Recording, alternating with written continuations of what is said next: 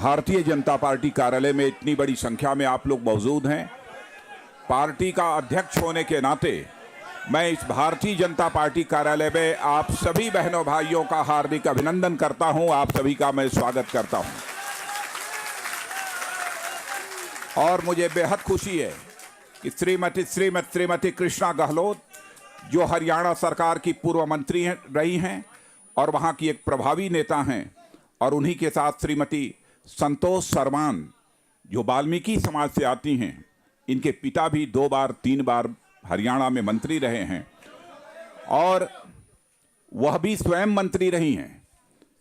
उन्होंने भी भारतीय जनता पार्टी की सदस्यता स्वीकार करने का फैसला किया है।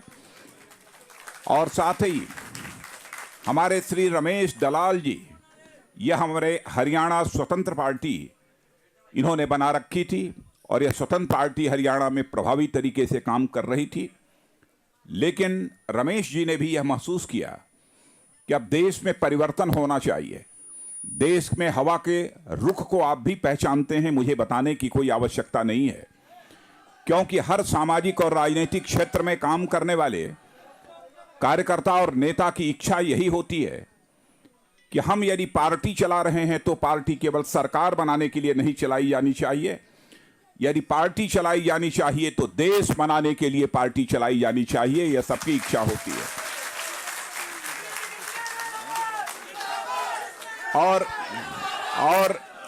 शायद यही सोचकर उन्होंने फैसला किया है कि हम सभी भारतीय जनता पार्टी के सदस्य बने और आज यहां पर वो सभी यहां मौजूद हैं। आप सभी जानते हैं कि बहनों भाइयों, हर बार के चुनाव की तरह इस बार का चुनाव नहीं है। हर बार का चुनाव केवल सरकार बनाने के लिए होता था, लेकिन इस बार का चुनाव देश बनाने के लिए हो रहा है।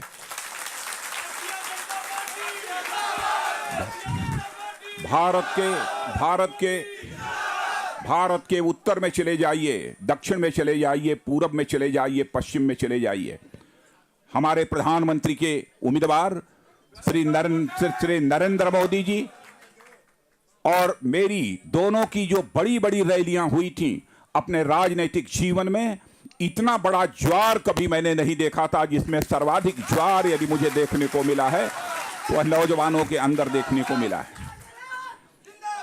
इसलिए आज के अवसर पर कुछ ज्यादा नहीं कहना चाहता हूं, मुझे क्षमा कीजिएगा।